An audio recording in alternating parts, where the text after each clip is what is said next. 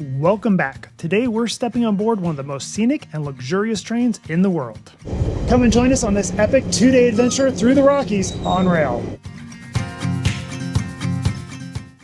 We're boarding the Rocky Mountaineer, and this train is all about the journey. We'll be spending 2 days in their Gold Leaf service, taking in the amazing views and enjoying the world-class food and onboard service. But as you'll see, not everything lived up to our expectations.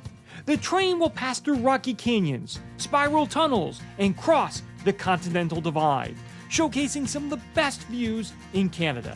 Plus, stick around until the end and we'll tell you how much all of this costs and if it's worth the price.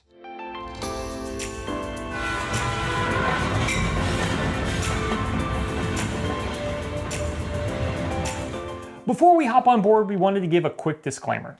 We paid for our tickets on the Rocky Mountaineer, and this review was not sponsored by them in any way. We've seen many great videos from other content creators about the train, but as we found out, some aspects of the journey differ from what Rocky Mountaineer advertises. Now, this is a pricey train journey, a bucket list item for a lot of people, and we wanted to be sure that we're providing you with an honest review. This was our experience, and your experience may vary. We won't dwell on the negatives, but we will point them out along the way. Now, with all that said, let's start the journey.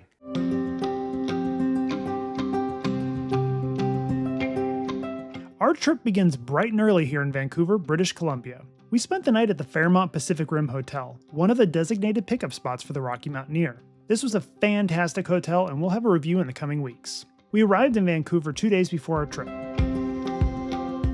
Rocky Mountaineer has several spots around the city where you can check in ahead of the journey. This is where you'll pick up luggage tags, be given a welcome packet, and most importantly, boarding passes acquired. About 7 days before your trip, you can use their handy online portal to confirm your pickup and drop-off details, and provide the amount of luggage you're bringing. This speeds up the on-site check-in. Welcome to Vancouver, Canada. We're about to start this journey through the Canadian Rockies, with our ultimate destination being Banff. It's an early start today. We're at our hotel in Vancouver where the Rocky Mountaineer is about to pick us up. A Rocky Mountaineer representative was in the lobby of our hotel and confirmed our details before sending us to the station by taxi. Off to catch the train.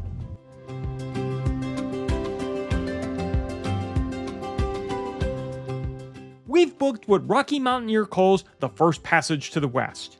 This route is about 600 miles and will take 2 days. We're starting our journey in Vancouver, British Columbia.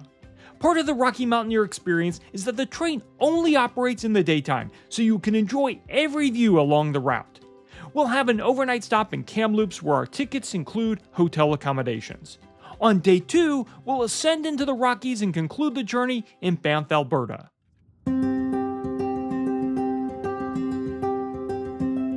Rocky Mountaineer has its own private train station just southeast of downtown. Our taxi ride took about 10 minutes. Upon arrival, they took our checked bags. We'll see them again tonight, where they'll be waiting for us in our hotel room at our first stop. A quick tip, make sure you have what you need for the day and a small carry-on. The station is a large open space with a lot of seats. It got quite busy as passengers arrived. Another tip, this is a great time to get a photo by the train, and the staff are happy to capture the moment. Just make your way out to the station platform. There's a lot of excitement in here this morning, a lot of people eager to get on the train. There is a coffee and tea station along with a gift shop. If you see something here you like, buy it. As we learned, many of the items are unique and you can't get them on board or in another location. As we approach departure, the festivities kicked off with a bagpipe.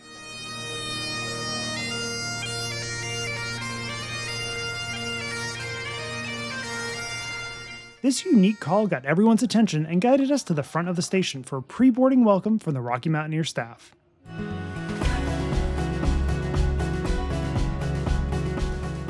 And with that, everyone headed out to the platform.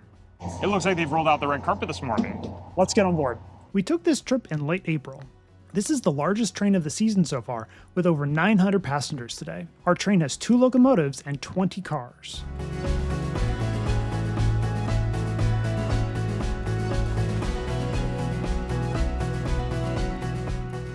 Welcome aboard Car 6. We'll go over the differences between the two classes a little later, but this is a bi-level Gold Leaf car. The seats are upstairs and we're in 13 and 14 for our journey. Seats are assigned by Rocky Mountaineer. We really like this location. We were near the front of the car, very close to the stairwell. These will be our seats for the next 48 hours, and they are not what we expected.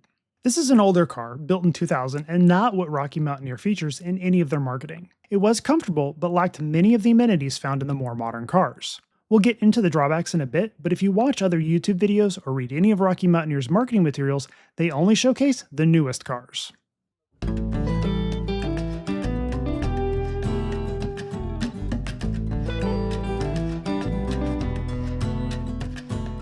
As soon as everyone was on board, the crew welcomed us warmly with mimosas. Not a bad way to start the journey. The train slowly rolled out of Vancouver, following the Fraser River.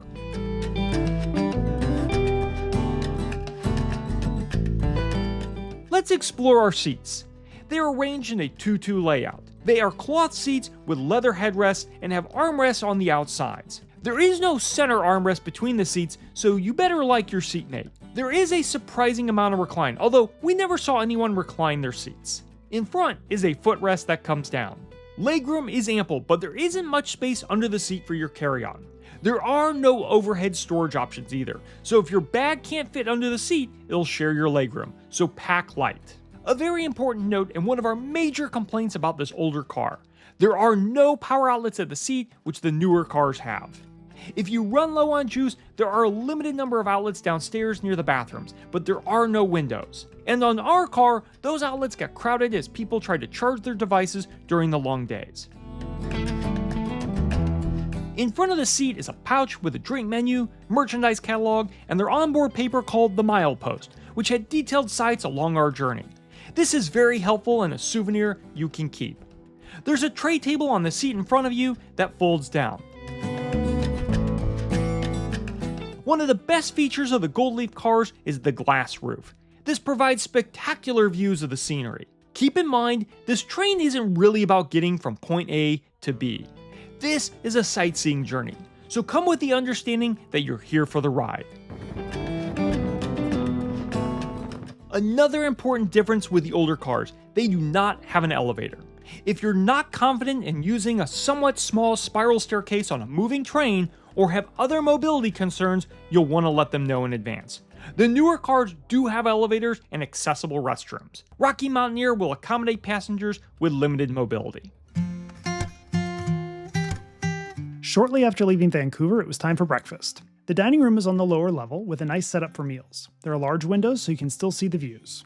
Dining is done in 2 shifts, and if you're on the early shift the first day, you'll switch to the later time the second day. Most of the tables seat 4 people, so if you're traveling as a solo or a couple, you'll likely make some new friends. We enjoyed breakfast our first day with a couple from the UK. Menus are handed out and service starts with beverages and a plate of warm croissants. Breakfast is the same both days, but you have a lot of options to pick from. Before departure, you can submit any dietary restrictions and they do an excellent job of accommodating your needs. Meals in Gold Leaf are cooked to order by a dedicated team in each car. Thanks for Chef Alberto for giving us a peek inside his kitchen. This morning, Ryan ordered the avocado toast. I ordered the Eggs Benedict with a 50% success rate on the runny yolk. Both were tasty and a good start. These are smaller portion sizes, but with the amount of food on the train, no one went hungry. We just wrapped up our first meal on board. That was breakfast. The staff, super attentive. Service was excellent. Good start to the journey. Sticking to the first floor, one of the highlights of Gold Leaf cars is the outdoor viewing platform. These offer a great space to get unobstructed views and some fresh air while on the rails. Unfortunately, this area was one of our biggest disappointments. On all of the marketing materials and online reviews, you'll see an expansive outdoor platform. On these older cars, it's much smaller, enough room for 1 or 2 people per side. Just remember, be considerate and share this space with your fellow passengers. One quick tip, if you are coming on the train, they do a first seating and a second seating for each meal. The first seating was like right as we left Vancouver this morning. The second seating, it's about 10 a.m. and they're just getting ready to start breakfast. So if you're someone who likes to eat first thing in the morning, you may want to grab a snack bar or have something to eat before you get on the train. They will give you a pastry and a coffee while you're waiting upstairs, but it is not a full meal. After breakfast, we returned to our seats and the crew began beverage service. Gold Leaf is an open bar, so all drinks are included. Time for the first round of drinks. My first drink, some Canadian Merlot. Sweet or savory snacks accompanied the drinks. We enjoyed this round as we passed Harrison Bay, and the views really started to change. There's no Wi-Fi on the train, but with views like this, you don't need it. The first part of our journey takes us along the Fraser River and is largely flat, but soon gave way to more mountainous terrain as the river forms a canyon. The views only get better from here.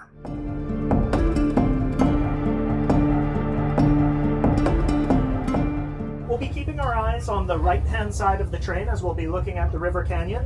Our dedicated onboard hosts, Tyler and Eliza, were fantastic at pointing out highlights along the journey as well as spotting wildlife. They also encouraged everyone to speak up if wildlife was spotted.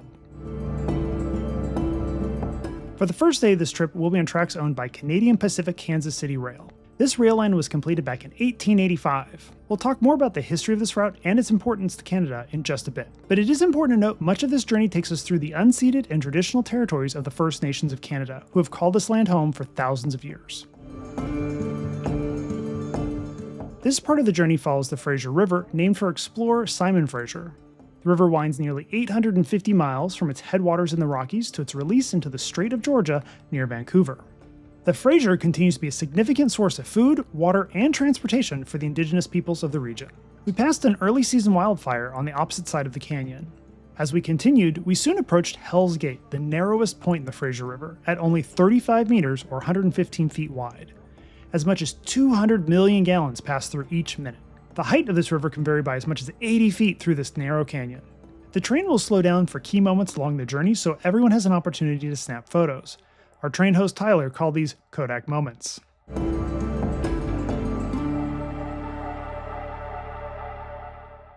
The stunning views continued. Time flies because we were soon being called back downstairs for lunch. Lunch is a 3-course affair. We started with some Canadian Shiraz and focaccia with a red pepper spread and honey butter. Our table mates for lunch today were from Holland. During lunch, we passed the Cisco Crossing, where the Canadian National and Canadian Pacific Kansas City train lines intersect. The CN rails pass overhead on an 812-foot-long arch bridge, the longest span on the line.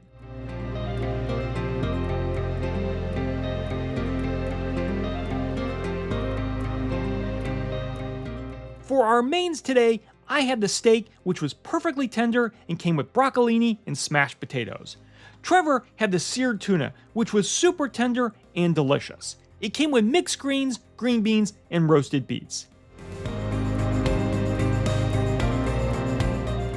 As we ate our mains and waited for dessert, we passed several highlights. First, we passed through the village of Lytton, which was devastated by wildfires in 2021. We left the Fraser and headed east along the Thompson River before passing through the Rainbow Canyon, named for the colorful layers of rock. We then found ourselves entering the White Canyon.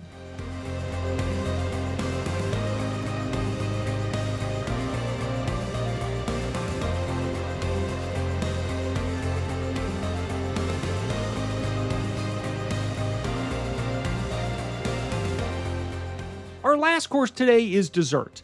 There are 2 choices, so we each got one. Trevor had the lemon lavender posset, which is a tart and herbal custard. This was a refreshing end to a good meal. I had the chocolate torte, which was dense and rich. Lunch was fantastic, and that tuna was like butter. The lunch service took about 2.5 hours today. The second seating was invited downstairs around 3:30. Now's a good time to point out there are 2 bathrooms in each train car. These are located on the lower level. The restrooms in our car were basic, but they did the job. They were kept clean, but often had a line, particularly after the meals. In the newer Gold Leaf cars, one of the 2 restrooms is accessible.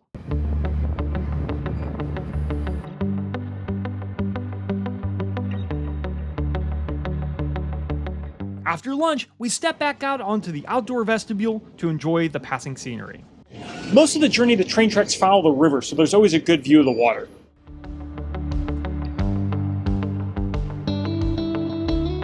We took our seats back upstairs just in time for afternoon drinks. We both decided to try their signature cocktail, the Gin Rocky. This is a good time to point out that the wines and beers on board are all sourced from British Columbia. It's a nice local touch.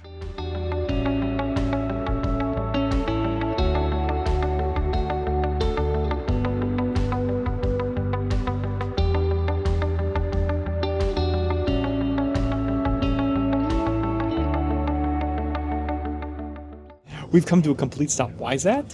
We are on a siding waiting for a freight train to pass, a common occurrence on a sightseeing train like this. We are a passenger train on freight rail tracks, so we have lower priority. Fortunately, on our journey, we only got held up a couple of times, and we got into each of our destinations on time. This does not always happen, and Rocky Mountaineer makes it clear that they can often run into delays. But after all, it's all about the journey on this train.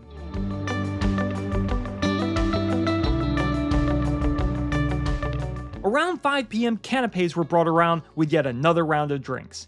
They even accommodated my aversion to cheese with some cheese-free bruschetta. Do I need another canapé? No. I'm going to eat it for the channel. By the way, if you're enjoying today's adventure, we'd love it if you could give us a thumbs up and subscribe. This is a great way you can support the channel and help us produce more content like this. As we approach the end of day one, here's a little history of the Rocky Mountaineer. In 1988, Canada's National Rail Service launched a daylight-only service to attempt to capitalize on the amazing scenery in the Canadian Rockies. They struggled to turn a profit and sold the equipment and brand to the private sector. The newly minted Rocky Mountaineer began operating in 1990 with a single route, the one we're taking today, the first passage to the west. Over time, other improvements like Gold Leaf cars were introduced with their distinctive dome roofs, and by 2017, they'd served their 2 millionth passenger. They now operate 4 routes in Canada and 1 in the US, which has just been rebranded as the Canyon Spirit.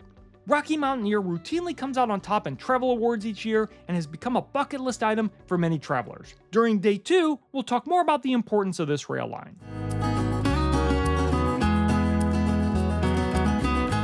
Soon, we were approaching Kamloops, where we backed into the rail yard. We arrived around 6 p.m. Kamloops is where Rocky Mountaineer has its main service yard. Here, they're able to pull engines and cars into a maintenance building to quickly make repairs during overnight stops. We're spending the night here in Kamloops, and the crew handed out our room keys on board. Due to the number of passengers on the train, we were split up among multiple hotels. We were guided to a motor coach for the short ride to the hotel. We've made it to Kamloops. That's the end of day one. We got to our hotel about 7 p.m. And we're going to stretch our legs a little bit, and then we have an early morning tomorrow, so it's off to bed. The Rocky Mountaineer booked us into the Sandman Signature Hotel. The hotels in Kamloops are all pretty standard 3-star hotels, but offer the basics in a clean and comfortable space. We even had a suite with a kitchenette. We're just here for the night, so this is great. And our bags are waiting for us in our room, a spectacular touch. This was a seamless experience. A good early morning and a start to day 2. Sleep well? I did. Best part about this train, you don't sleep on it. We have an early 6 a.m. start. We leave our luggage in our room and we'll see it again tonight in Banff. Motor coaches are waiting just outside our hotel to take us back to the train. Today, we're going further and have a time zone change, so it's going to be a long one. As we arrived at the rail yard, we noticed our train had gotten slightly bigger. For today's climb into the Rockies, a 3rd locomotive was added. Rocky Mountaineer primarily uses diesel-electric locomotives, each capable of producing 3,000 horsepower. We were told that our train today was nearly 2,000 feet long. We're welcome back on board, take our seats, and we're soon on our way. The Rocky Mountaineer team in Kamloops waved us off as we headed out.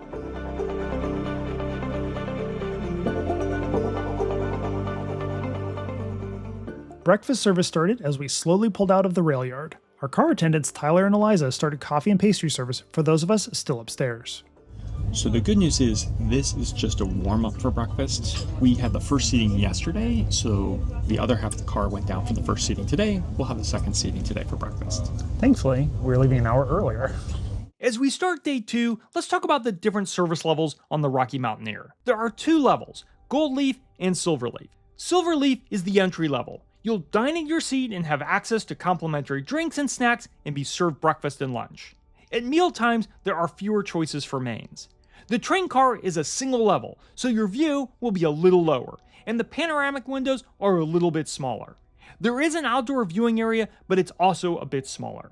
Gold Leaf is the premium luxury experience. The train car is bi-level, with the seating upstairs for the best views.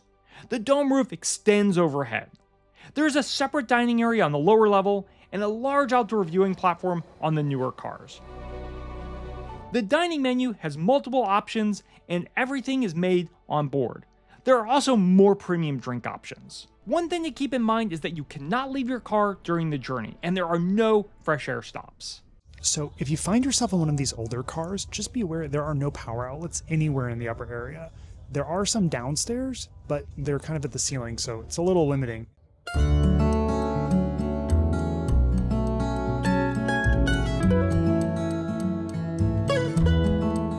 We were lucky, and the front of our car was overlooking the service cars, giving us some great forward-facing views. This was a popular spot for passengers as we travel along the tracks. Following coffee and pastries, hot towels were brought around. This was a nice touch. About 8:45, it was our turn for breakfast. We sat with a couple from San Antonio and talked mostly about rescue dogs. Breakfast today starts with the same warm croissant service. I went with the sausage and pepper skillet with egg, and Trevor went for the pancakes, of course served with real maple syrup.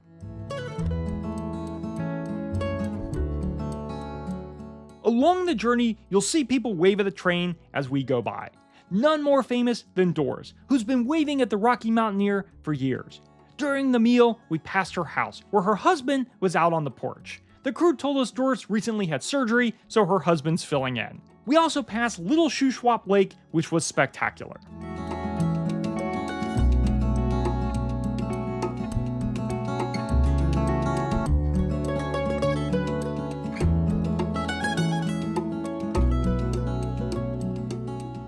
Even though we had an early start this morning and the later breakfast, it didn't seem like it was that long of a time to wait between eating. So if that's something you're worried about, the snack you get when you board, the pastry and the coffee, definitely was enough to tide you over.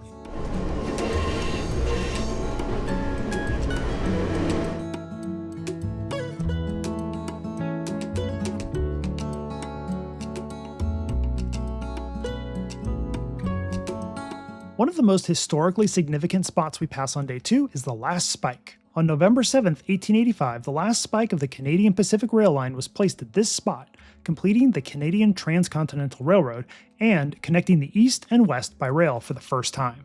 Donald Smith was given the honor of hammering home the final spike. You can actually see a photo from that in your mileposts. As you approach the famous landmark in Craigellachie, there's a small gift shop and a stone marker commemorating the historic achievement. This rail line was instrumental in uniting Canada and keeping British Columbia from becoming part of the United States.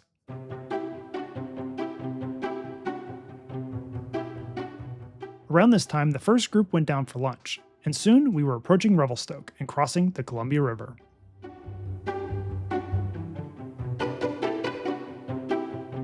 This is where we spot one of the massive snowplows. These things are immense. They help clear the tracks during the winter.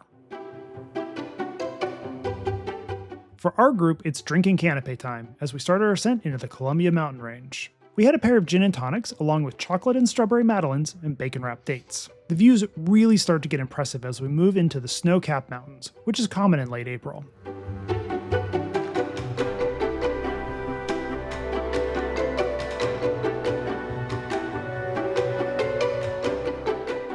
Along the route, we pass by the Scottish Stone Bridge, which dates back to when the railroad was first built.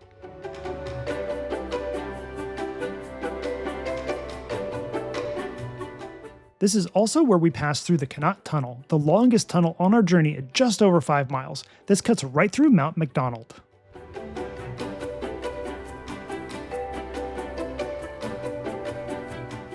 Along this part of the route, we also pass through several snow sheds. These are designed to keep the snow off the tracks near steep slopes and let it pass over the train. The impressive sights keep coming as we cross the Stoney Creek Bridge, the longest and tallest bridge on our trip, spanning 485 feet. It towers 280 feet above a waterfall and the gorge below. The name comes from the Stoney First Nation. It was opened in 1894, and upon completion, it was the 7th tallest bridge in the world. Around 2:15, it was time for our group to have lunch, so we headed down to the dining area. For lunch today, we got a table to ourselves. As we were ordering, we passed by Kinbasket Lake, which was quite low this time of year.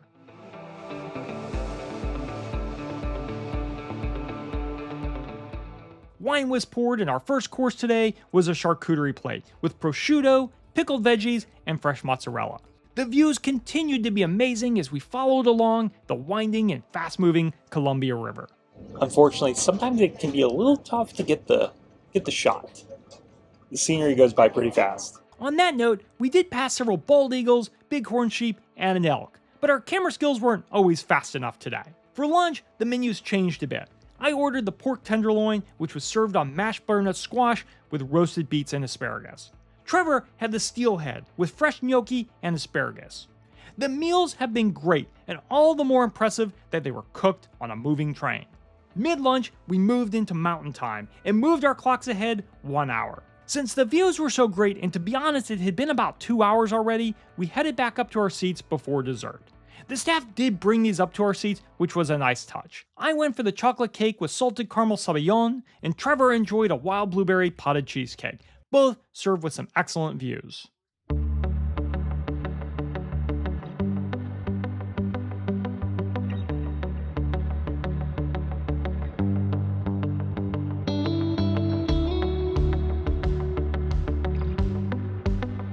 The last engineering marvel we'll pass through on this trip is the spiral tunnels. Completed in 1909, this is a series of tunnels which reduce the track grade from a dangerous 4.5% to a much safer 2.2%. This is accomplished by two 270-degree tunnels, each just over half a mile long. The first tunnel enters Mount Ogden and races us by 50 feet. We then cross the Kicking Horse River by bridge and enter the second tunnel in Mount Cathedral, which races us up another 56 feet, reaching the top of Kicking Horse Pass. From here, we had a short ride before we entered Alberta, Canada, and approach our first stop, Lake Louise. You can disembark the first passage to the west at Lake Louise or continue on to Banff. We pulled in around 6:50 p.m. We had about a half hour here as passengers unloaded, and soon we were on our way towards Banff. For the last 45 minutes, the crew had one final treat, fresh-made cheese scones. Since Ryan doesn't like cheese, they made him a special coconut and maple version. The ride between Lake Louise and Banff offers some fantastic final views of the Rockies with the sun setting behind our train.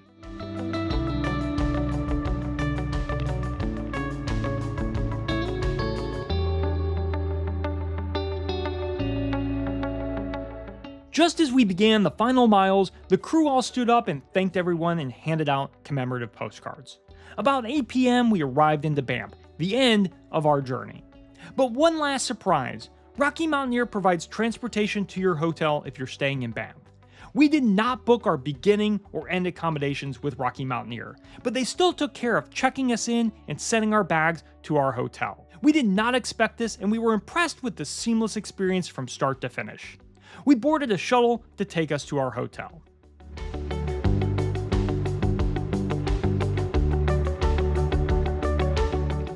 So how much did all of this cost? We paid $4,943 for the two of us in Gold Leaf service. That's $2,471 per person. Certainly not cheap, but this is one of the best ways to see this part of Canada. If you are planning a trip on the Rocky Mountaineer, here are some helpful details. At the time of our booking, there was a 20% deposit due, with the balance paid 60 days before departure. Their guest portal provides an easy-to-follow checklist and a lot of helpful information. Travel documents are available online 45 days before departure. So, what were our final thoughts on the Rocky Mountaineer? The service and the staff in our car were wonderful the entire trip. They were friendly and genuine. They worked extremely hard to ensure everyone enjoyed this amazing journey, and we can't thank Eliza, Jaden, Roxana, and Tyler enough. They really made this experience. The food was excellent and well done, but we did find the meal service to drag on quite a bit. We're fine with a leisurely pace, but on day one, within 10 minutes of being served dessert, we were sort of shooed out at lunch by the manager so they could turn over for the second service. On day two, after waiting 45 minutes for dessert, we gave up, opting to return to our seats for a better view of the most scenic portion of the trip. So we felt their service pacing needed to be dialed in a bit. This may have also been a result of the smaller kitchen on these older Gold Leaf cars. The views, what you really came here for, are truly special. This is a comfortable way to get access to some very remote areas.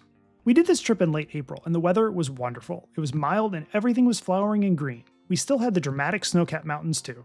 So we left from Vancouver and went to Banff. Most people do the opposite on the Rocky Mountaineer.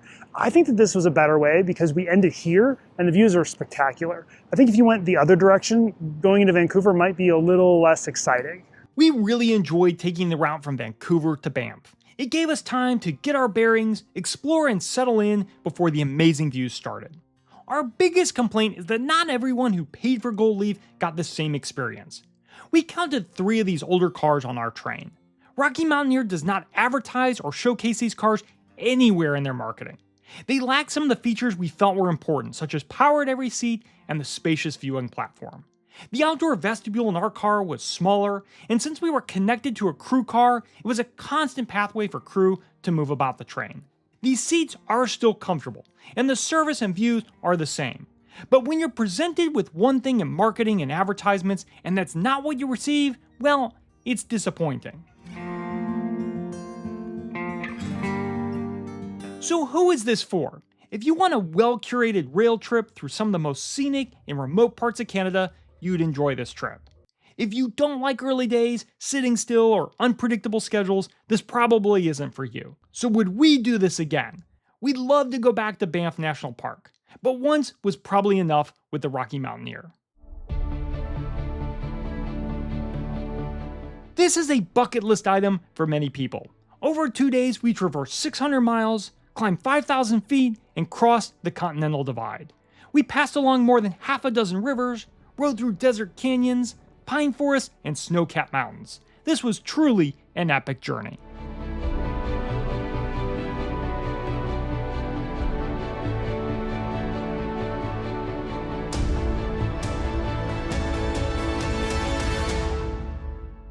We've made it to Banff National Park, and that means this is the end of our Rocky Mountaineer journey.